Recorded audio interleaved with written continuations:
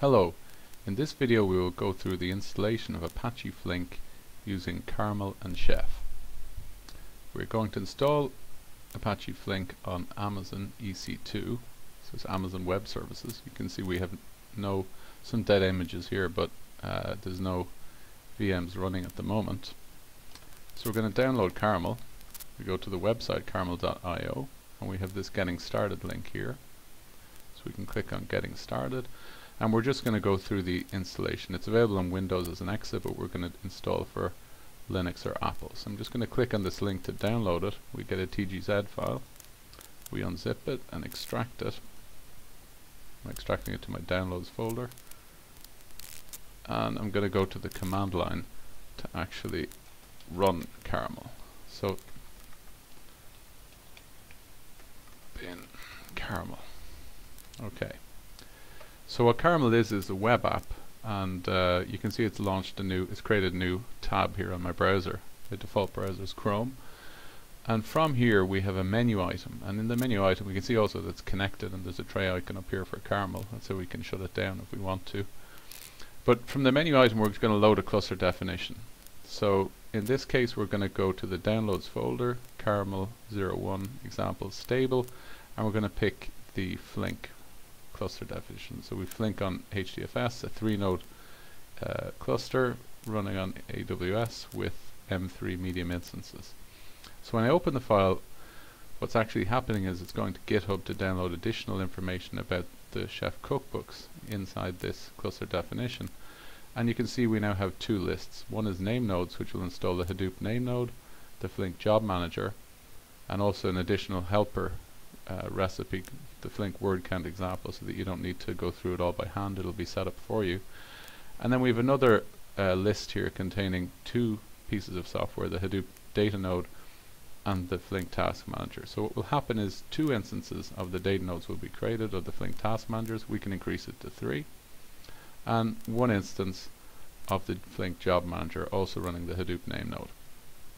We can further customize these recipes by clicking on the configure button, and you can see there's a bunch of parameters defined in Chef for the Hadoop cookbook, and similarly for Flink we have a bunch of parameters that can be customized. And that's how it differs from Docker, so this is inherently customizable. Now we're going to launch this cluster, and we click the launch button to do so. You can see that's EC2. We also support Google Cloud Engine, but for EC2 it cached my credentials and they're valid, so it's validated them when I opened it. Otherwise I would enter my credentials and validate them. It also needs an SSH key pair, and by default it will look in your home folder in .sh directory. If it finds an ID underscore rsa.pub file and a private key, it'll take those. If you don't have one, you can click on the advanced button and generate keys. That's useful in Windows. If you have a password on your SSH keys, if the password protected, you'll need to enter that here. If you're running bare metal, which we're not, we're running on AWS, you may need a sudo password for an account that you're using.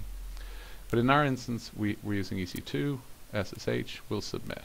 It's starting our cluster. So now we've been redirected to a new page which shows us some particular options we can do. This is our cluster. It's called Standalone Flink with HDFS.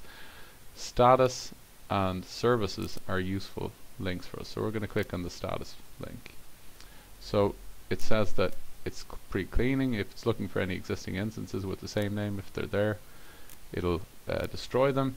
If there's not, it will then start forking new instances. So we can go back to EC2 and see if anything has happened here. It's starting to fork apparently. Yes, we've the 3 instances of the task manager started, and this is going to take a while to run. It's going to firstly launch the VMs, and then it'll run through the recipes one by one.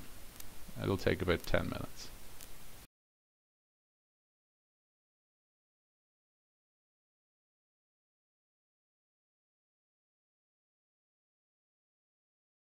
Okay, now Flink has been installed on all 4 machines, the job manager on 1 machine and task managers on the 3 other machines. We can go to the services link here to validate our installation by opening the job manager and the name node in Hadoop. So we can see our Flink job manager is up and running and the name node is up and running. So we can see them from there. You could have also just looked at the IP address and port number. So if we take the IP address of the job manager here. We can SSH into it by clicking the link if we want to from here, but personally I prefer to, we can run SSH commands from there. I prefer to do it from the command line. So I'm going to just SSH into this machine here, which is the job manager machine. And Flink was installed as the user Flink, so we're going to change user to the user Flink. And this is where Flink has been installed. So you can see there's a readme for the word count example. So what we can do is we can actually run that. So I'm now running it. And if we go back to the dashboard, we can see that what will happen here is that it will get updated as the job starts. Now it's starting, and we can see it's being updated on the web page here. We can see it's running. We've gone through some reduce phases and the job's finished. So if we go back here, we can see our job is finished.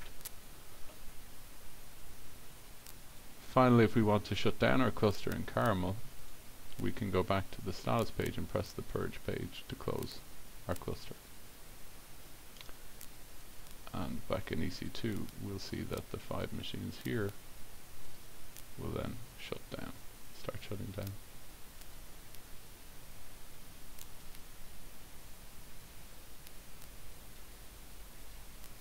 Now they start shutting down the 4 machines. Thank you.